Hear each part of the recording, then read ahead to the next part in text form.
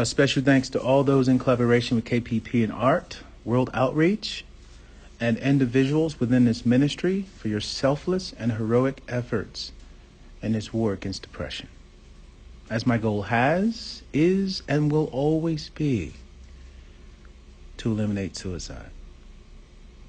In this episode of Let's Talk Suicide, I'm going to spin you guys up on some things that have been happening in my life. And I think I'm at a place where I'm comfortable. More importantly, I'm ready to discuss. Stay tuned.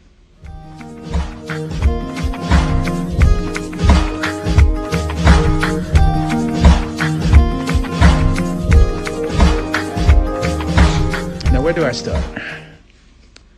I was diagnosed with depression in late 2010, but I've struggled with it since I was 8.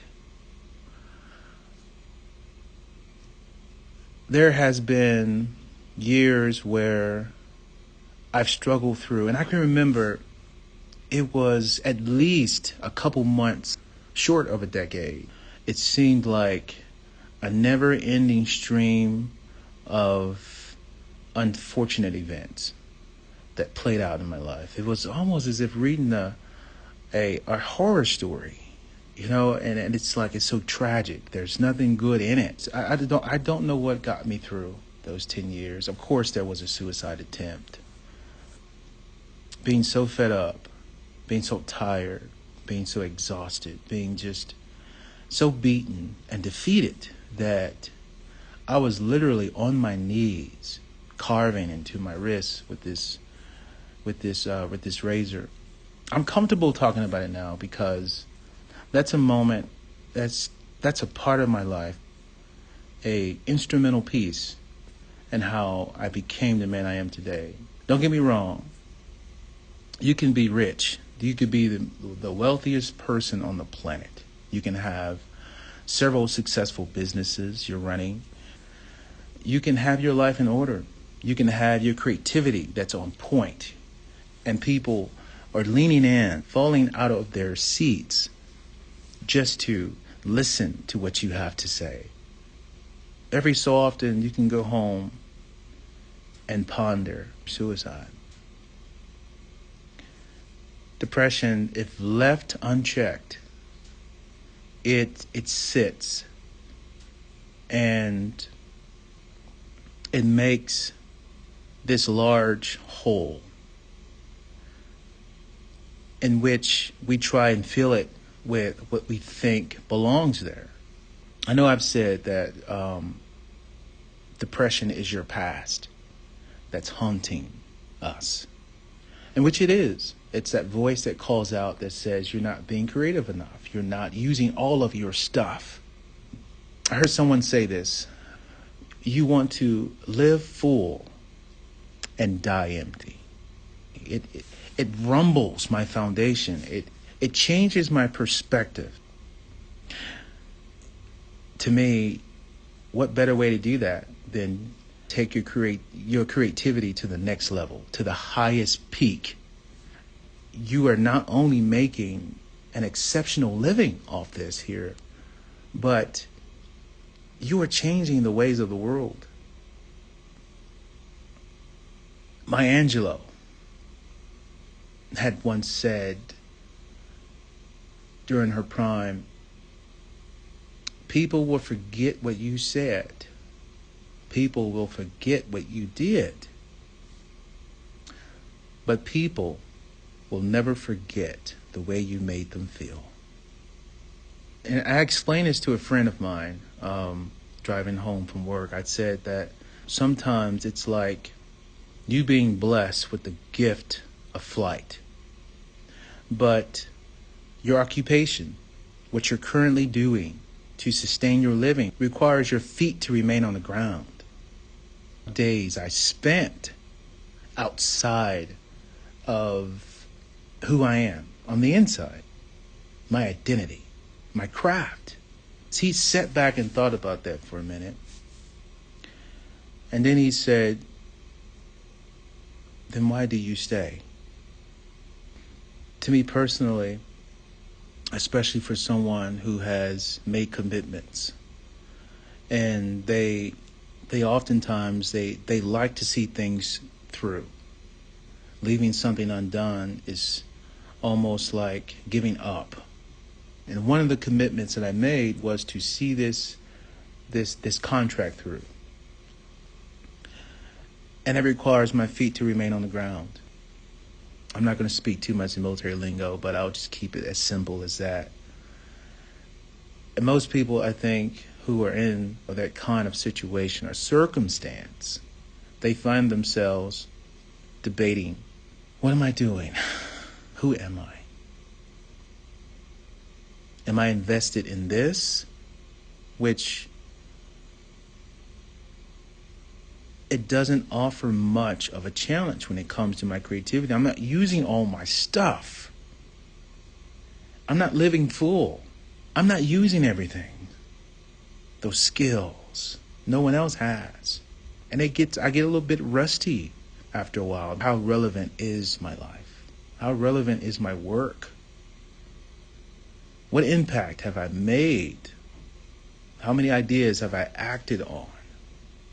Doing something that is easily achievable. You don't have to think about the odds, because there's hardly anything stopping you or preventing you or hindering you from getting this position. Oftentimes we're overqualified for it. Not everybody wants to make an impact. Not everybody wants to change the world. Not everybody have this dream larger than life itself. And they know they have to put in the work, the time, the sweat. They have to put in long hours. They have to make sacrifices. To manifest this kind of spirit, it takes an extremely perpetual mind.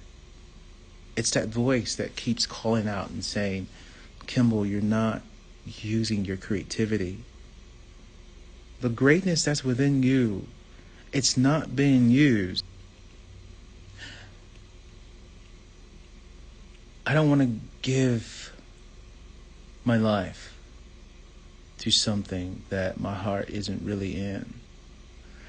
You have to be that fired up about it. You have to be that aggressive when it comes to your goals. This is your way of fighting back. There's an emotion that begins to stir within them.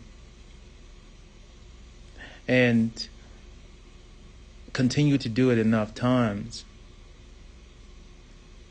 and people will begin to demand more and more of it. You're taking them places. Your creativity, when you're using your craft, as I say famously at the end of all my Let's Talk Suicide live stream sessions, using your craft as your voice, make an impact and change the world, using it in a way where you are looking for that kind of response, and you get it.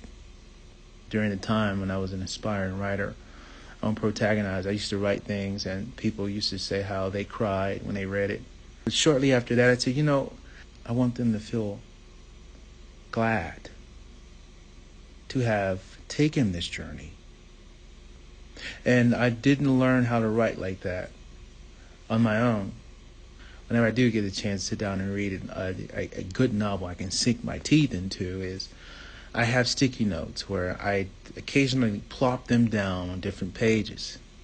The feeling that I had while reading this specific passage, in case I need to reference it when I want people to feel the same way. So, as I begin to close, I want to leave you with this. I was at a point where I felt I needed to be around family in order to survive. I needed to have someone I can run to. But I made a decision. I made a choice. Something inside of me said, why are you crying?